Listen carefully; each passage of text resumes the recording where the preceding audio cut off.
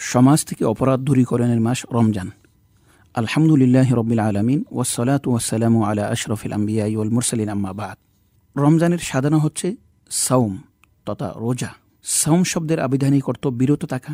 এটি একটি বিশেষ ইবাদত। আল্লাহ তাআলার নৈকট্য লাভের উদ্দেশ্যে সুবহে সাদেক থেকে সূর্যাস্ত পর্যন্ত পানাহার ও যুগল সম্ভোগ থেকে বিরত থাকার নামই হচ্ছে সাওম তথা রোজা। ইমানের পরে সবচাইতে গুরুত্বপূর্ণ ইবাদত হলো সালাত তথা নামাজ। নামাজ আমাদেরকে দৈনিক 5 বার তাকওয়ার শিক্ষা দেয়। সাওম আমাদেরকে সেই তাকওয়ার বিষয়টি পুরো এক মাসে রোজা থাকা অবস্থায় প্রতিটি মুহূর্তে শিক্ষা দেয়।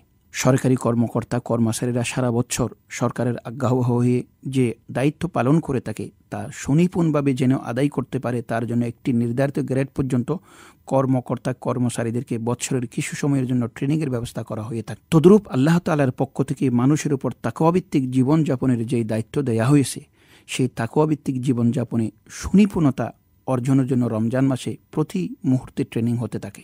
সাওমকে ঘিরে তাকওয়ার যে ট্রেনিং হচ্ছে, সে তাকওয়ার অর্থ কী? তাকওয়া শব্দটি আরবি শব্দ। তাকওয়া শব্দটির ব্যাপক অর্থ রয়েছে।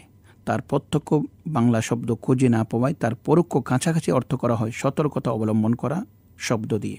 সতর্কতা অবলম্বন একটি ব্যাপক বিষয়। আল্লাহ তাআলার নির্দেশ পালনেও সতর্কতা অবলম্বন করতে হবে। আল্লাহ তাআলার নিষেধ বর্জনেও সতর্কতা অবলম্বন করতে হবে। আল্লাহ তাআলার হক আদায়েও সতর্কতা অবলম্বন করতে হবে। বান্দার হক আদায়েও সতর্কতা অবলম্বন করতে হবে। এমনকি জীবজন্তুর হক আদায়েও সতর্কতা অবলম্বন করতে হবে। পারিবারিক, সামাজিক, রাষ্ট্রীয় অপরাধ বর্জনেও সতর্কতা অবলম্বন করতে হবে। অর্থাৎ আল্লাহ তাআলার নৈকট্য লাভের আশায় জীবনের প্রতিটি ক্ষেত্রে আল্লাহ তাআলার নির্দেশ পালন ও নিষেধ থেকে বেঁচে থাকার নামই হলো তাকওয়া। আল্লাহ তাআলা এই তাকওয়া অর্জনের মাসব্যাপী ট্রেনিংয়ের ব্যবস্থা করেছে সাওমের মাধ্যমে। কারণ মানুষ আল্লাহ তাআলার বিধিনিষেধ না মানার তথা অপরাধের মূল উদ্দীপক হল যৌবিক চাহিদা তথা পানাহার হোক বা যুগলীয় সম্ভোগ হোক। সাওমের মাধ্যমে এই যৌবিক চাহিদা যখন নিয়ন্ত্রণ হয়ে যাবে, তখন ওই যৌবিক চাহিদা ঘিরে সমাজে যত অপরাধ হয়, সুদ, ঘুষ, ব্যভিচার, হত্যা, দুর্নীতি, দ্রব্যমূল্য বৃদ্ধি করে মানুষকে কষ্ট দেওয়া, সব অপরাধ দমন হয়ে যাবে। সাওমের মাধ্যমে যৌবিক চাহিদা নিয়ন্ত্রণ করে সামাজিক অপরাধ থেকে দূরে থাকাও তাকওয়ার একটি দাবি। সাওম পালন করে যাদের এই তাকওয়া অর্জন হয় না, তাদের ব্যাপারে রাসূল পাক সাল্লাল্লাহু আলাইহি ওয়াসাল্লাম ইরশাদ করেন, এমন কিছু রোজাদারও আছে যাদের রোজা তাদেরকে উপবাস ছাড়া আর কিছু দেয় না।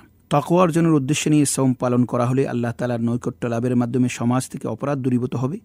অতএব রমজান সমাজ থেকে অপরাধ দূরীকরণের মাস। সাওমের উদ্দেশ্য অর্জন যেভাবে হয় সেভাবে আমাদেরকে আল্লাহ তাআলা যেন রোজা রাখার তৌফিক দান করেন।